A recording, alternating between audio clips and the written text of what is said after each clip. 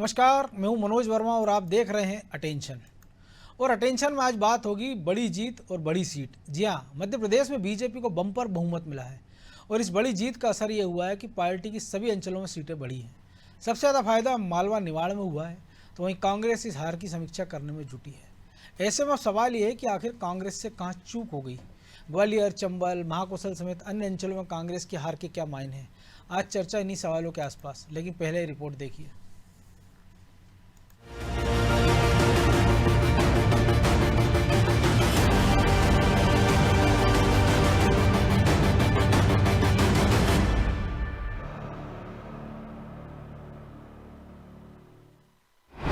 मध्य प्रदेश में बीजेपी की प्रचंड जीत, अंचलों में भी बीजेपी की बड़ी सीट। मध्य प्रदेश में मोदी और शिवराज का जादू जनता के सिर चढ़कर बोला, लिहाजा मोदी और शिवराज के आगे कांग्रेस पूरी तरह से पस्त हो गई। प्रदेश की सभी अंचलों में कांग्रेस का प्रदर्शन बेहद ही निराशाजनक रहा। बीजेपी की सभी अंचलों में इस बार सीटें बढ़ी हैं। सबसे ज्यादा फायदा पार्टी को मालवा निमाड़ में हुआ। यहां बीजेपी ने 66 सीटों में से 48 सीटों पर कब्जा किया। 2018 की तुलना में इस अंचल में 19 सीटें ज्यादा मिली, तो ग्वालियर चंबल में बीजेपी को 11 सीटों का फायदा हुआ। इस अंचल में 34 में से 18 सीटें बीजेपी ने जीती। बुंदेलखंड में 4 सीटों की बढ़त के साथ पार्टी को 21 सीटें मिली, तो विंध्य में बीजेपी 25 सीटों पर कब्जा करने में कामयाब रही। मध्य क्षेत्र में 31, तो महाकौशल में बीजेपी को 21 सीटें मिली। यहाँ भी बीजेपी की 7 और 8 सीटें बढ़ी हैं। अब बीजेपी इस जीत को विकास की जीत बता रही है। प्रधानमंत्री नरेंद्र मोदी जी के नेतृत्व में गरीब कल्याण की योजनाएं, जो हर गरीब का जीवन बदलने का अभियान भारतीय जनता पार्टी ने लिया है, और मध्य प्रदेश की भारतीय जनता पार्टी की सरकारों ने जो विकास और गरीब कल्याण का काम किया है, उस विकास और गरीब कल्याण की गति को सुचारू बनाए रखने के लिए विकसित मध्य प्रदेश को स्वर्णिम मध्य प्रदेश बनाने का संकल्प जो भारतीय जनता पार्टी का है, उस संकल्प को जनता ने आशीर्वाद दिया है। जाहिर है कि अगर बीजेपी को इन अंचलों में बढ़त मिली तो कांग्रेस की सीटें घटी हैं। महाकौशल और ग्वालियर चंबल में पिछली बार कांग्रेस को बीजेपी से ज्यादा सीटें मिली थी, लेकिन वो इस बढ़त को बरकरार रखने में नाकाम रही और अब कांग्रेस इस हार की समीक्षा करने की बात कह रही है। राजनीति में हार जीत चलती रहती, जो जनता ने जनादेश दिया है हम उसे सहर्ष स्वीकार करते हैं। हमारे कार्यकर्ताओं ने मेहनत करी, नेताओं ने बहुत मेहनत करी। हमने पूरा प्रयास किया कि हमारी बातें जनता तक पहुंचे। हमने युवाओं पर बात की, रोजगार की बात करी, या जनता हमारी बात को समझ नहीं पाई, कहीं न कहीं चूक हुई, उसका हम आत्मविश्लेषण करेंगे। बीजेपी को सबसे ज्यादा मालवा निमाड़ में फायदा हुआ। गौर करने वाली बात यह है कि राहुल गांधी पिछले साल मालवा निमाड़ में भारत जोड़ो यात्रा लेकर पहुंचे थे, लेकिन उनकी यात्रा बेअसर रही। खैर, कांग्रेस मंथन चिंतन करने में जुटी है, तो बीजेपी आगे की तैयारी में लग गई है। लेकिन इस चुनाव ने कांग्रेस को एक बड़ा झटका जरूर दिया है। अब इससे कांग्रेस कैसे उभरेगी, ये देखना दिलचस्प होगा। ब्यूरो रिपोर्ट, अनादि टीवी।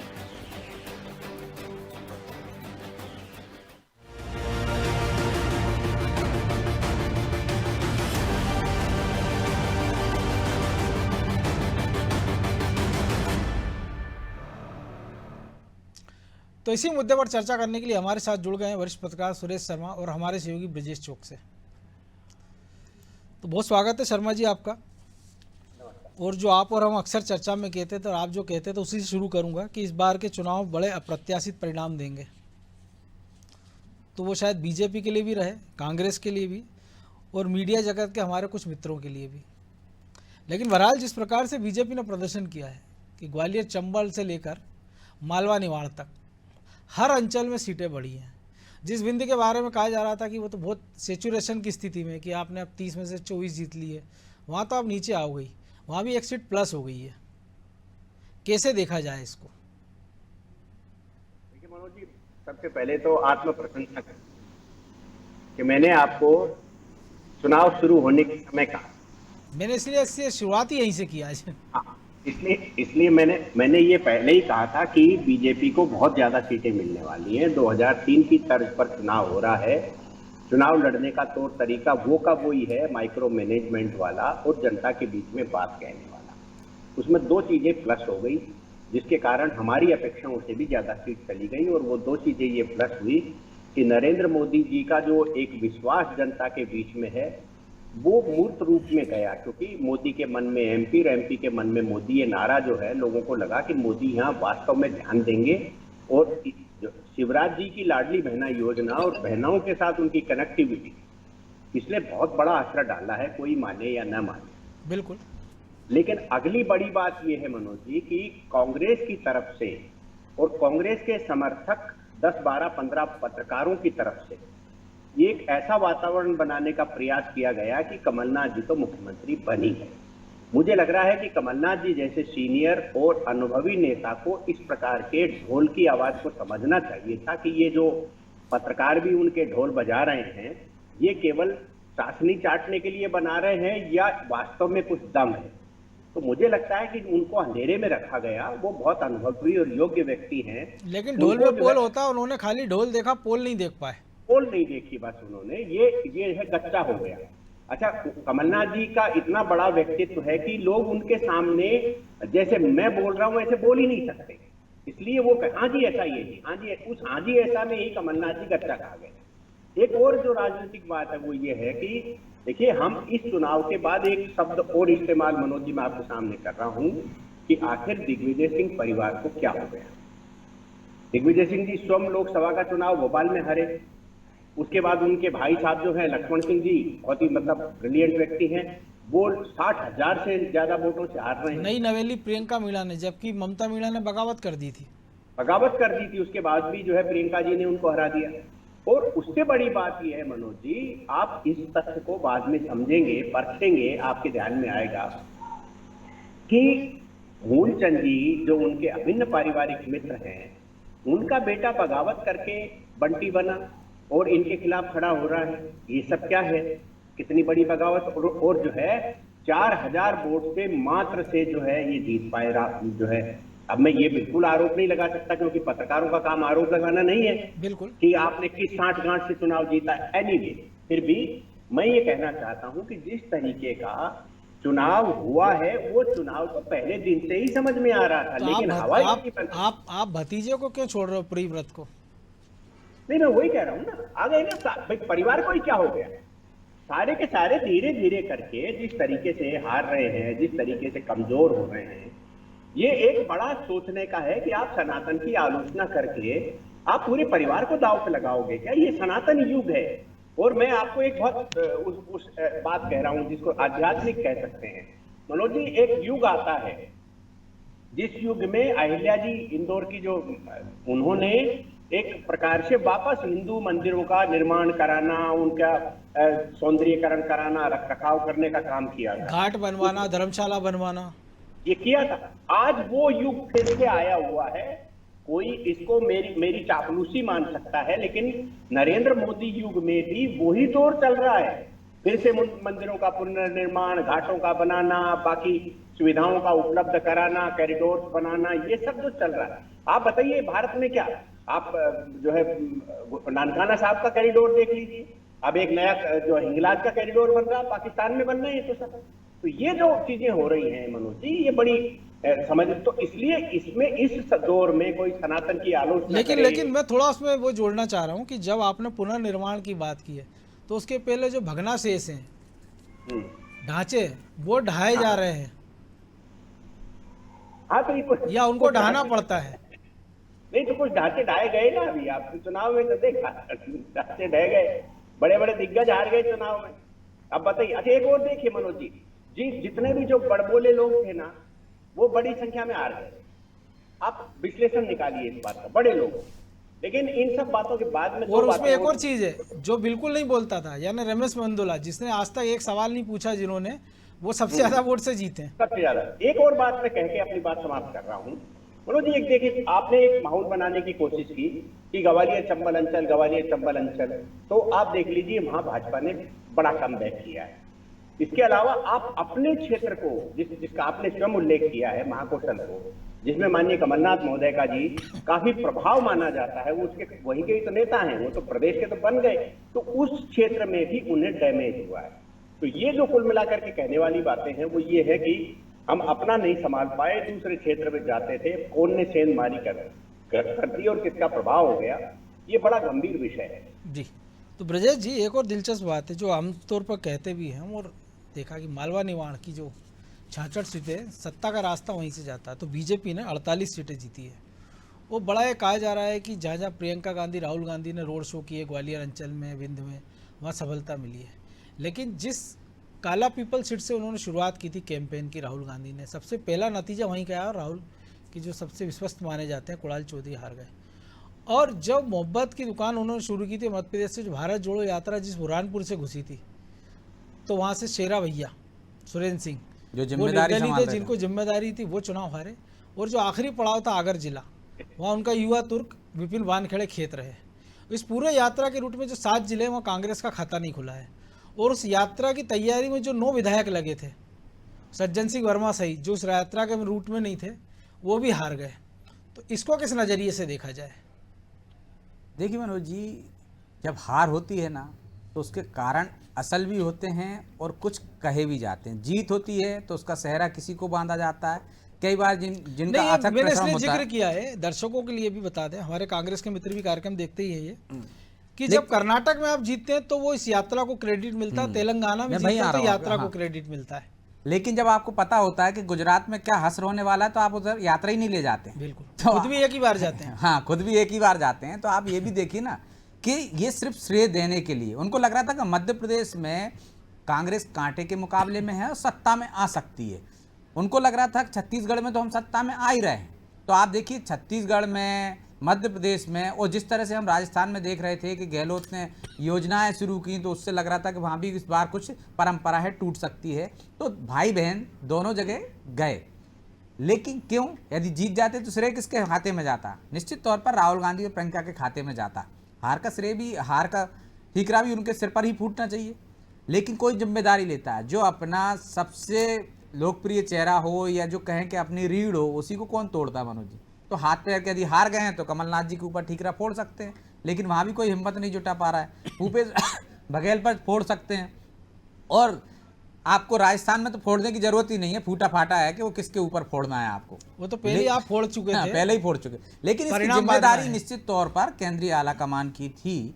जिस तरह से मध्य प्रदेश में बीजेपी ने अपने दिग्गजों को उतारा, यदि कहीं से कोई मनमुटाव था या कहीं असमंजस दिख रहा था, या जो बाहर माहौल बनाया जा रहा था कि नाराज भाजपा, शिवराज भाजपा, महाराज भाजपा है, तो देखो उन्होंने कोई मैसेज नहीं दिया, किसी नेता का कोई बयान नहीं आया, लेकिन आप एक माहौल बनाने की कोशिश कर रहे थे। तो उस माहौल को शांत करने का केंद्रीय आलाकमान ने काम किया।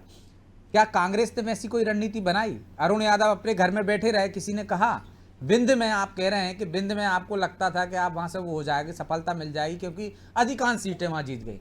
आपने जो आपका सबसे बड़ा विंध्य का ब्राह्मण चेहरा था, उसके पोते को टिकट नहीं दिया भाई, बीजेपी ने दे दिया, जीत के आ गया वो 4000 वोट से। ओबीसी का बड़ा चेहरा जिसको आपने चुनाव में ट्रम्प कार्ड मान रहे थे, कमलेश्वर पटेल, चुनाव हार गए। तो आपकी परख क्या है? आपकी गुटबाजी दिखी है मनोज जी, वो कि आपने उन चेहरों को निपटा दिया जो चेहरे आपके अपने पुत्रों के आड़े आ सकते थे, या कोई ऐसा चेहरा आपने लाया ही नहीं। दूसरी बार देख लो आप, तो आपकी रणनीति क्या थी? आपका जो मकसद था, मुझे लगता है पहले भी वही था और अब भी वही है। और अब कमलनाथ कह रहे हैं कि मैं कहीं नहीं जाने वाला हूं, आज ही हमने खबर दिखाई है कि मैं यहीं रहूंगा मध्य प्रदेश में, तो फिर आगे भी किसी को चांस नहीं है। तो हो सकता है दिल्ली के दरवाजे बंद हो गए हों। दिल्ली के दरवाजे, दिल्ली आलाकमान इतना पावरफुल स्थिति में नहीं बचा है कि वो कुछ कर पाए, उसको सब आंख दिखा रहे हैं। गहलोत ने सरेआम आंख दिखा दी, देख लीजिए आप। लेकिन वो तब थे, वो सत्ता में थे। अब कमलनाथ जी तो और यहाँ भरोसा था कि सत्ता में ला सकते हैं, तो परिस्थितियों में अंतर है। और उनको लगता था, जिस तरह से सिंधिया को टारगेट किया उन्होंने, हमने देखा ग्वालियर चंबल में पहली बार प्रियंका गांधी टारगेट करके गई कि वो तो महाराज कहलाते हैं, महाराज बोलवाना पसंद है भैया, हम कब तक बोलें क्या। तो अब उनको पुनर्विचार करना चाहिए कि उन्होंने किसको वहां से छत्रप बनाना चाह रहे थे, जिस पर नेता प्रतिपक्ष पर दाव लगाया कि चलो एक रिक्तता आ गई है सिंधिया के जाने की, यहाँ से नेता प्रतिपक्ष बना दो, कुछ भरपाई हो जाए। वो खुद चुनाव हार गए, पहली बार हार गए। तो आप देखिए कांग्रेस जो कहती है ना, मुगालते में रहती है, हवा में रहती है। वो कहती माहौल बन गया है, जो हम कह रहे हैं ना, एसी कमरों में बैठ के माहौल, बना दिया आपने। प्रियंका गांधी, राहुल गांधी या कमलनाथ ने उतने दौरे नहीं किए जितना माहौल तो मोदी जी के दौरों से हो गया। उनसे ज़्यादा प्रियंका और राहुल गांधी से तो ज़्यादा दौरे उन्होंने कर लिए। 14 यात्राएं की हैं, मतलब यहाँ पे रैलियां की हैं, रोड शो किए हैं, प्रियंका गांधी ने की। आपने देखी भोपाल में। अब श्रेय देने की बात की, आप कह रहे थे कि राहुल गांधी जहाँ जहाँ गए वहाँ हार गए। नरेला में भी गए थे भाई साहब वो, लेकिन कोई ये नहीं कह रहा है कि मनोज शुक्ला हार गए तो राहुल गांधी कह रहे हैं मध्य में और उत्तर, मध्य और उत्तर में राहुल गांधी गए थे। तो देखिए मध्य और उत्तर तो जीत गए साहब, जीत गए। तो ये तो अपना अपना नजरिया है, अपने नेता नजरिया है। तो शर्मा जी नजरिया अपने अपना है। और जो आपने जहाँ से जिक्र किया था महाकौशल की बात हुई थी, क्योंकि पिछली बार कांग्रेस को बम्पर सफलता मिली थी, इस बार भी हालांकि छिंदवाड़ा की 7 सीटें बचाने में कामयाब रहे। वो खुद भी 30,000 से कुछ ज़्यादा वोटों से कमलनाथ जीत गए हैं।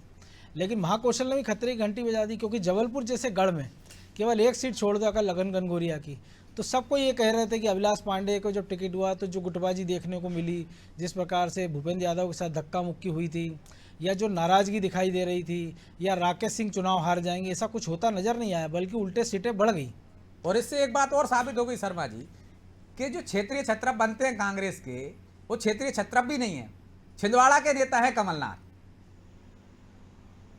नहीं, बात बिल्कुल जायज है कि ये साहब ने जो है कई लोगों के मुगालते जो हैं वो सुधार दिए हैं, ठीक कर दिए हैं। और मुझे लगता है इसके बाद जो है आत्मविश्लेषण करना पड़ेगा सब लोगों को। पर आप यदि हम 5-7 अंचल की बात करें जिनके लिए आपने अपना शीर्षक भी यही है, तो उस अंचलों में केवल 2 अंचल ऐसे हैं, एक महाकौशल वाला समझ लीजिए और दूसरा जो है ग्वालियर चंबल का अंचल समझ लीजिए। बिल्कुल, इसमें कांग्रेस बराबर खड़ी दिख रही है। ग्वालियर अंचल में 34 में से 18 सीटें भाजपा को मिली, 16 सीटें कांग्रेस। लेकिन पिछली बार से 11+ है वहाँ, पिछली बार से 11+। और बसपा ने खासा नुकसान पहुंचाया वहाँ, बीजेपी को भी कांग्रेस को भी। कांग्रेस को तब ये समीकरण है। आप इसी प्रकार से महाकौशल में 8 सीटें बढ़ी हैं, भाजपा की 21 हो गई, कांग्रेस की 17 में थोड़ा दिख रही है। अन्यथा कहीं भी बुंदेलखंड में आप देख लीजिए 21 भाजपा की हैं, 5 कांग्रेस की हैं। विंध्य में आप देख लीजिए 1 सीट बढ़ गई, 25 हैं, 5 हैं वहाँ। इसी प्रकार से आप मध्य क्षेत्र में देख लीजिए 31 हो गई, 5 उनकी हैं। और इधर आप देख लीजिए मालवांचल में 66 में से 48 भाजपा की, 17 कांग्रेस की, तो उसको 17 सीट का नुकसान हुआ। तो कहने का अभिप्राय सीधे सीधे ये है मनोज जी कि जिस तरीके से आपने एक वातावरण बनाने की कोशिश की थी, आप तो सारे ही अंचलों में निपट गए। इसका मतलब ये हो गया कि जो वातावरण था वो आप समझ नहीं पाए, जनता के बीच में क्या चल रहा है, आपके पास कोई नेटवर्क नहीं है। हालांकि मैं एक बात से बहुत प्रसन्न हूं कि कमलनाथ जी ने आखिर में एक स्टेटमेंट जारी किया कि चुनाव जो है वो विजन से जीते जाते हैं, टेलीविजन से नहीं जीते जाते। चलो हारते समय ये बात, लेकिन ये बात भी उन्होंने टेलीविजन पे ही कही है। ये भी बात ये बात भी टेलीविजन पर ही कही है। तो ये जरूर है, चलो समझ में तो आ गई, चाहे टेलीविजन में कह के ही समझ में आ गई है। तो उन्होंने जो है मुझे लगता है कि जिस तरीके की रणनीति बनाना चाहिए कांग्रेस को, वैसी रणनीति नहीं बनी, उनकी हाईकमान की तरफ से रणनीति नहीं बनी।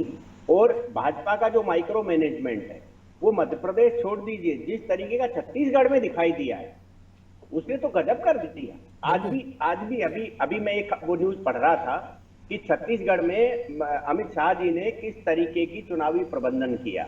जो गुजरात में ओम प्रकाश माथुर जी जो गुजरात में संगठन मंत्री थे नरेंद्र मोदी जी के साथ, उनको छत्तीसगढ़ भेजा गया और अमित शाह जी ने उनके साथ जिस तरह का तालमेल बिठाया गया, मनोज जी बड़ा अचरज भरी बात है। मैं बार बार उल्लेख करता हूं कि हम किताबें पढ़ लेते हैं, हम सब लोग पढ़ने वाले लोग हैं, किताबें पढ़ते हैं, तो किताबों में जिस तरीके के प्रबंधन की बात करी, मैंने तो मध्य प्रदेश में देखा तो मैं दंग रह गया। मैं ये समझता हूं कि सारे हितग्राही, चाहे केंद्र की योजनाओं के लाभार्थी हों, चाहे मध्य प्रदेश की योजनाओं के लाभार्थी हों, वो सारे के सारे लाभार्थियों से कनेक्टिविटी, उनको SMS का जाना, उनके साथ जो है कॉल सेंटर चर्चा कर रहा है, उन्हें याद दिला रहा है बार बार। उसके बाद लाडली बहनों के माध्यम से जिस तरीके से उनके अंदर एटमॉस्फेयर क्रिएट करने की कोशिश की जाती है। शिवराज जी ये कहते हैं कि बहनों रिटर्न गिफ्ट दूंगा मैं आपको रक्षाबंधन का, आप चिंता मत करिए। इन सारी बातों का के साथ जो सोशल कनेक्टिविटी है, देखिए भारत सामाजिक देश है। मैं मनोज जी बार बार एक बात कहता हूं और ये बात बहुत गंभीर है, ये समाज को भी समझने वाली है और हम सब लोग तो समझते ही हैं इसको। हम जिस व्यक्ति के साथ पहली बार जिस व्यक्ति के साथ मिलते हैं वैसे ही हमारे रिश्ते बन जाते हैं। लेकिन सरवा जी, शिवराज कमलनाथ जी भले ही ना समझते हो, दिग्विजय सिंह के बारे में तो माना जाता है कि वो जमीनी नेता है, प्रदेश अध्यक्ष रहे हैं, कार्यकर्ताओं से संपर्क है, नब्ज समझते हैं कुछ ना कुछ लोगों की। 10 साल मुख्यमंत्री रहे हैं, 66 सीटों पर जिम्मेदारी दी थी उनको, पूरे प्रदेश में घूमे, पंगत के साथ संगत की उन्होंने। क्या वो भी नब्ज नहीं पहचान पाए? वो कह रहे थे 130 आ रहे हैं हम।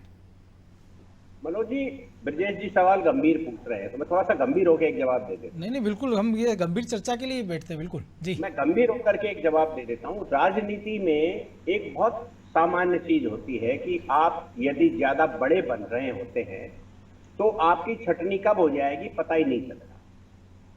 यदि आप इस बात को नरोत्तम मिश्रा जी के चुनाव की पराजय को देखा जाएगा तो आप समझ लीजिए, मैंने आज एक चैनल पर कहा है कि नरोत्तम जी का बार बार अमित शाह जी के साथ दिखना, हंसी मजाक के रूप में दिखना किसको सुहाता है? तो चुनाव तो हारना ही पड़ेगा ना। आज आप दूसरा घटनाक्रम देखिए ब्रजेश जी, आप बहुत बारीकी से पत्रकारिता करने वाले पत्रकार हैं, हमारे साथ ही आप देखिए कि कमलनाथ जी चुनाव हारने के बाद भी मुख्यमंत्री जी से सौजन्य भेंट के लिए जाते हैं, बेटे को साथ ले जाते हैं, लेकिन बेटे को साथ ले जाते हैं।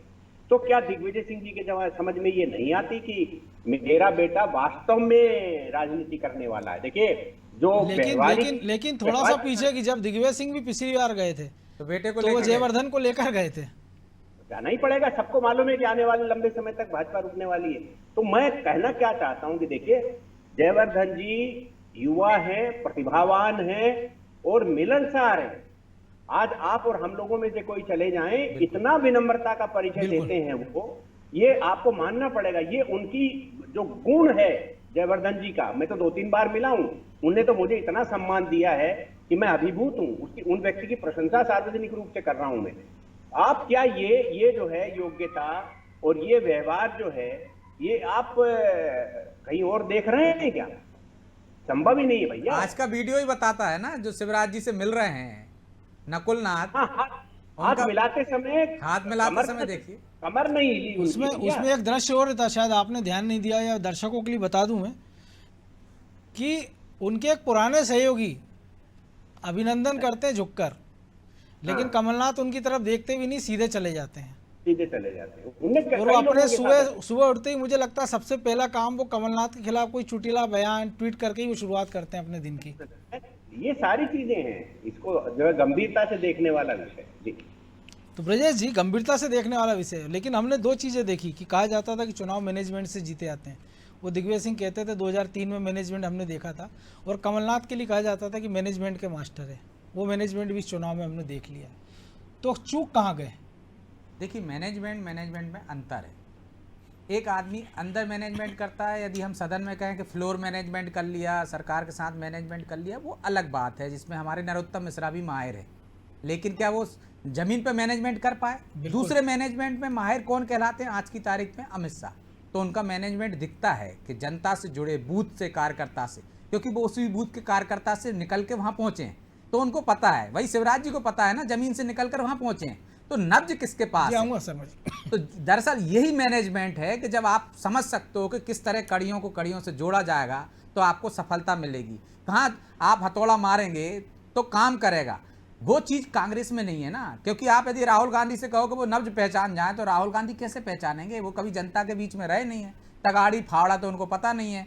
यदि आप ये समझना ही नहीं चाहते हो, 4 लोगों के सामने चाहते हो, वीडियो खिंचाते हो, जनता के बीच में जाना पड़ेगा ना भाई, रचना बसना पड़ेगा, उनकी भाषा से बात होना पड़ेगी, उनके जैसा होना पड़ेगा, तब जाके आप नब्ज पकड़ पाओगे, रणनीति बना पाओगे कि ये व्यक्ति की कमजोरी क्या है, इस व्यक्ति की ताकत क्या है, इसको कैसे अपने पाले में लिया जा सकता है। आप किसी से बिना मिले उसका व्यवहार कैसे जान सकते हो मनोज जी, और उसको अपने फेवर में कैसे ला सकते हो? जब आप मिलोगे, उस पर अपनी बात पहुंचाओगे, उसका मन टटोलोगे, तब जाकर वो होगा ना। जिसको आप जानते वही आपके फेवर में नहीं होता, वो कब बगल से उठ के चला जाता है आपको पता नहीं, क्योंकि आप पहचानते नहीं हो ना। जी शर्मा जी, छोटी सी प्रतिक्रिया जी, कुछ कह रहे थे तो लाइन में कहना चाह रहा था। पहली बात तो ये है कि जो कांग्रेस के युवा नेतृत्व है, दोनों बहन भाई, उनको जब एमएसपी का ही पता नहीं है तो किसानों की क्या प्रशंसा करेंगे, क्या काम करेंगे? एक बात तो रूटीन में मैं ये कह रहा हूँ। दूसरा, मैं ये अमित शाह जी के मैनेजमेंट की बात, जो आपने एक विधानसभा सीट जबलपुर की चर्चा की थी, उसके अंदर बड़ी बगावत थी, और प्रभारी जो भूपेंद्र यादव के साथ जो हुआ था वो सब आपने उल्लेखित किया था। मैं केवल एक लाइन कहना चाहता हूँ